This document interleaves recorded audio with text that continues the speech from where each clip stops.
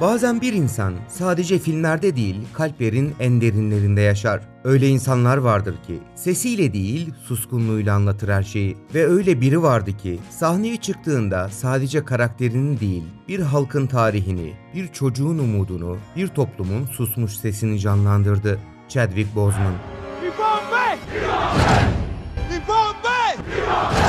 O görünmeyenlerin sesi, duyulmayanların nefesiydi. Hayat ona kolay roller sunmadı.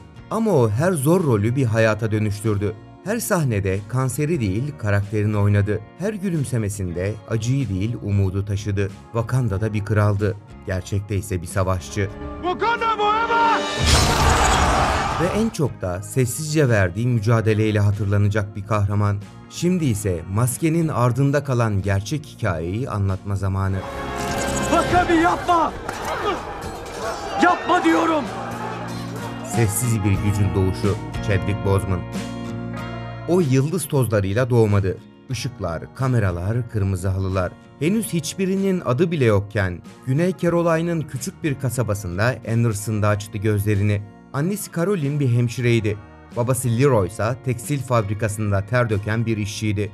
Hayat onların evine lüksü getirmemişti ama çalışkanlığı, onuru ve hayalleri miras bırakmıştı. Chadwick'in ilk hayali oyunculuk değildi. O çocukken mimar olmak istiyordu. Belki de içindeki o derin yapı kurma arzusu bir gün milyonların kalbine inşa edeceği duygusal köprülerin habercisiydi. Genç yaşta dövüş sanatlarına ilgi duymasıysa sadece bedenini değil ruhunu da disipline etmenin bir yoluydu. Lisedeyken bir sınıf arkadaşının vurularak öldürülmesi onun dünyasını derinden sarstı. Bu acıyı sadece yaşamakla kalmadı, kaleme de sarıldı.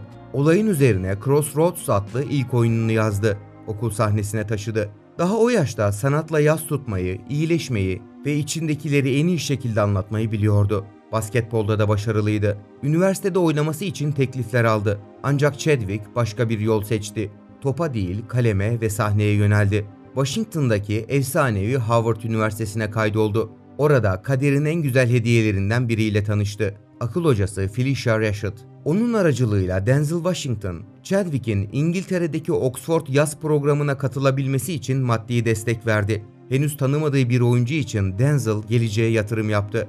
Ve o yatırım bir gün dünyayı ağlatacak bir kahramanın doğumuna dönüşecekti. Afrika'ya ilk kez üniversite yıllarında gitti. Gana'da sahne sanatlarıyla harmanlanmış geleneksel ritüelleri deneyimledi.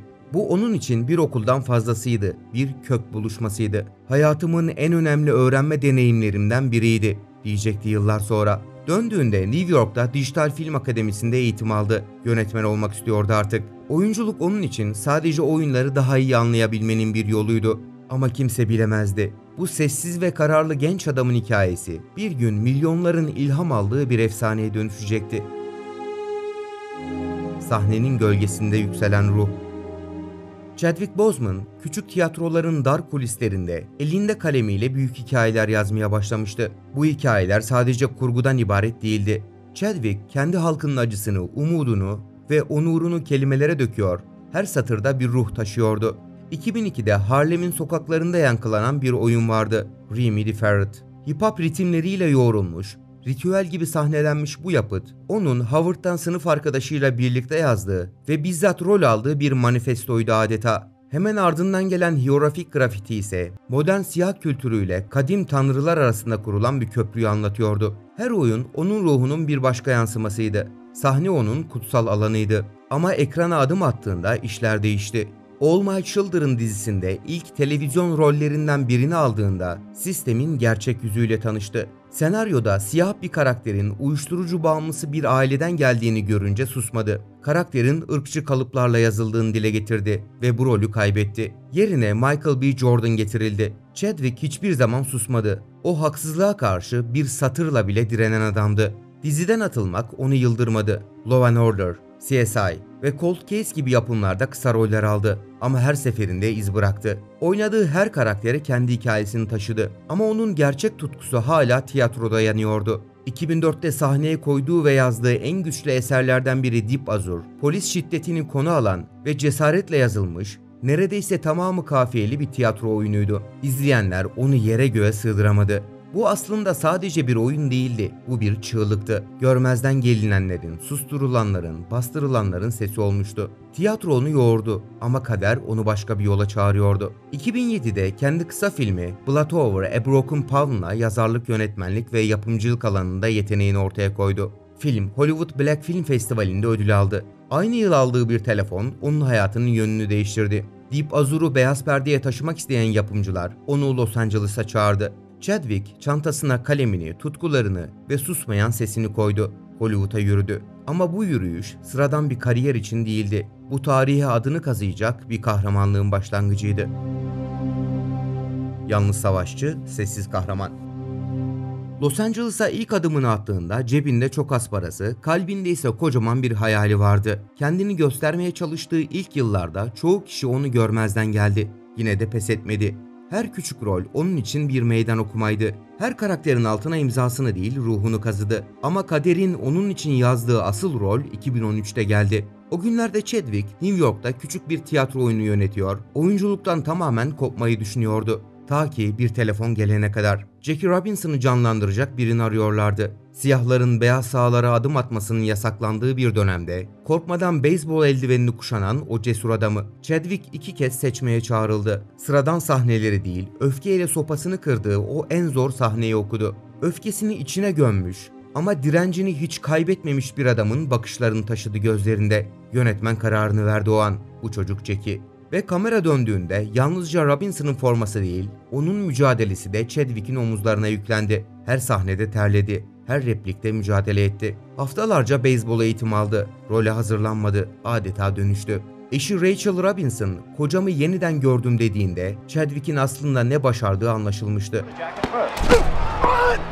Bunun ardından bir başka efsane daha onu bekliyordu. James Brown, soul müziğin vaftiz babası. Danslarıyla yeri titreten, sesiyle yürekleri sarsan, sahnede bir fırtına gibi esen adam. Chadwick ilk başta bu rolü reddetti. Bir efsaneyi daha canlandırmak istemiyorum dedi. Ama yönetmen ısrar etti.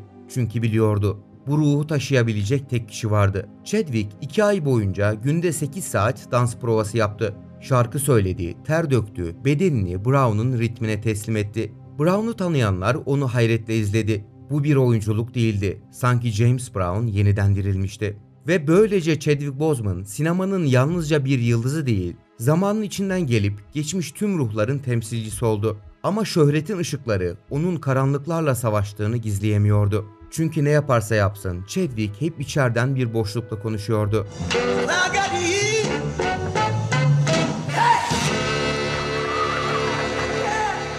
2016'da Mısır mitolojisini konu olan bir filmde yer aldı. Film beyaz oyuncularla doluydu. O kadrodaki az sayıda siyah oyuncudan biriydi. Bu rolü kabul ettim. Çünkü en azından bir tanesi gerçekten Afrikalı olmalıydı, dedi. Bu dönemde Hollywood'un neye yatırım yaptığını, kimin görünür olmasına izin verdiğini çok iyi biliyordu. Ve o her rolünde sadece karakterleri değil, sistemi de sorguluyordu. Answer my riddle or cease to be. Go on. I'm waiting. I never was. Tahtın sessiz savaşçısı. 2016'da Chadwick Boseman'ın yolu Marvel evreniyle kesişti. Ama bu yalnızca bir süper kahraman filmi anlaşması değildi. Bu halkının özlemlerini, tarihini ve hayalini omuzlayacak bir adamın yolculuğuydu. Ve o adam seçmelere bile katılmadan Kara Panter ilan edildi. Marvel'la yaptığı ilk görüşmede uzun uzadıya ne istediğini anlattı.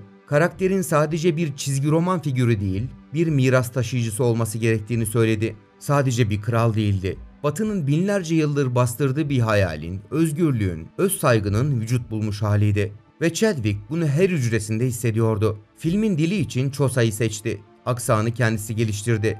Ve kameralar kapalıyken bile Tahalla gibi konuştu.